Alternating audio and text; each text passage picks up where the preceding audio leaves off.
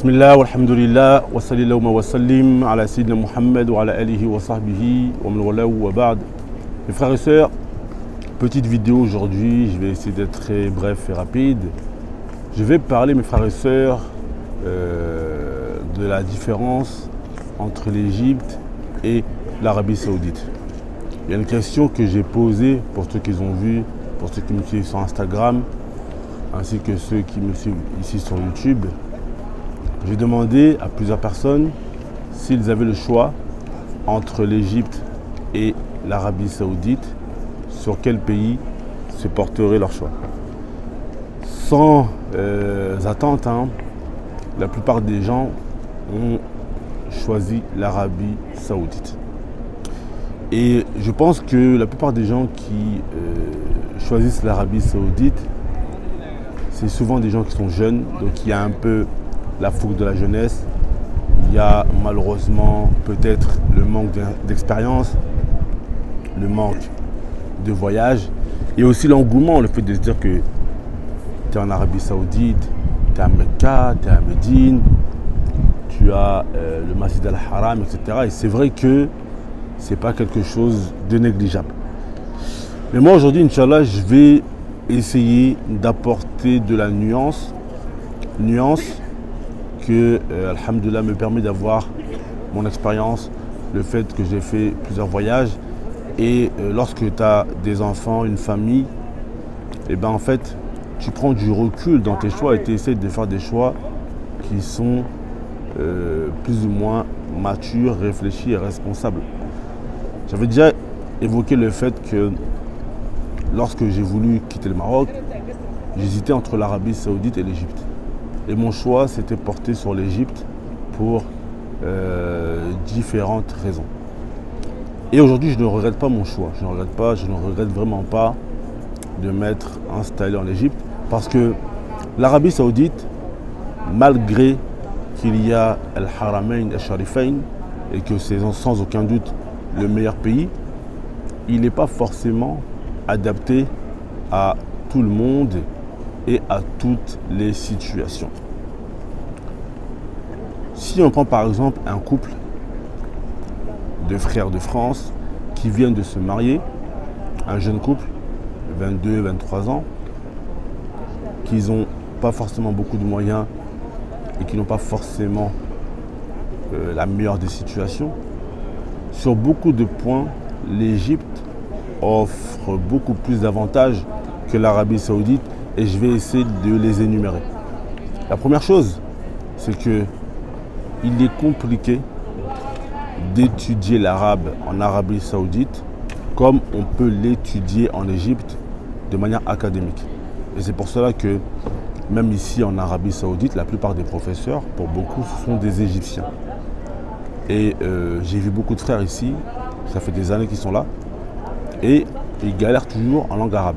Parce que tu peux être dans un pays où les gens vont parler l'arabe, mais si tu n'as pas un vrai cursus, désolé je suis un peu, si tu n'as pas un vrai cursus d'apprentissage de la langue arabe, ça va être compliqué que tu puisses avancer.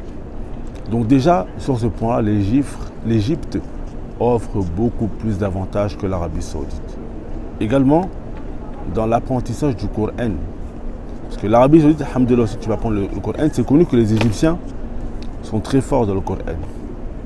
Mais du fait qu'en Égypte, c'est un autre avantage, que la vie ne soit pas chère, tu as moins de pression pour subvenir à tes besoins.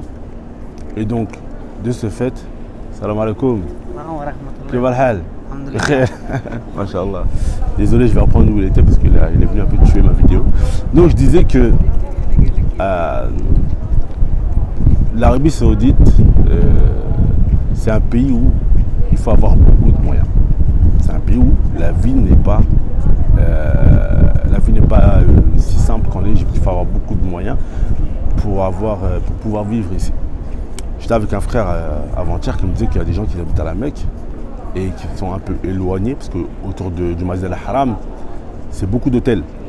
Donc les appartements parfois sont un peu éloignés. Et il y a des gens qui n'ont pas forcément de véhicule, etc.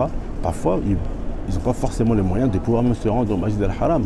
Parce qu'il faut payer le taxi, 5 euros, 5 euros aller, 5 euros retour, ça fait 10 euros. Et 10 euros, pour certains, quand financièrement c'est compliqué, c'est pas la priorité de mettre 10 euros aller-retour pour venir au Masjid al-Haram. Donc le fait que financièrement l'Égypte, le coût de la vie il est bas, ça fait que ça te permet de te concentrer sur d'autres choses, et notamment sur l'apprentissage de la langue arabe et sur l'apprentissage du Coran. Donc moi je dirais que pour un couple qui est jeune, qui n'ont pas forcément une superbe situation, et même s'ils ont une bonne situation, pour commencer, l'Égypte c'est un bon tremplin. Pour commencer, l'Égypte c'est un bon tremplin quand tu n'as pas d'enfant. Tu prends 3, 4, 5 années de ta vie, tu vas apprendre en Égypte, tu apprends l'arabe, tu apprends le Coran, et tu peux même apprendre avec les machères qui sont en Égypte. Parce que ça aussi c'est un point qui est important, c'est que même pour un débutant en sciences religieuses, je pense que ça va être beaucoup plus facile de commencer en Égypte qu'en Arabie Saoudite, où généralement ils font parfois des livres qui sont très avancés. Maintenant, pour un autre style de couple, un couple qui se rapproche de la trentaine, qui ont déjà des acquis religieux, l'arabe, un peu du Coran, etc., et qui ont une situation financière assez stable. Le frère il travaille, il a un bon diplôme, etc., et qu'ils ont des enfants, je dirais même vers 35 ans, et qu'ils ont des enfants commencent à avoir vers 12, 13 ans, je pense que là, à partir de ce moment-là, l'Arabie Saoudite, c'est beaucoup mieux. Car même pour les enfants, l'Égypte, pour les écoles, ça reste encore mieux que l'Arabie Saoudite, parce que c'est moins cher. Généralement, c'est le même niveau, ou peut-être même l'Égypte, c'est peut-être mieux. Et ça reste moins cher. Il y a beaucoup de frères qui quittent l'Arabie Saoudite pour venir en Égypte, justement, pour l'enseignement de leurs enfants, parce que c'est moins cher. Et encore, ici en Arabie Saoudite, les enseignants, pour beaucoup, ce sont des enseignants égyptiens. Donc vous allez avoir le même cursus scolaire, peut-être même dans l'Égypte, parfois ça peut être mieux dans certaines écoles, et au final, vous payez moins cher.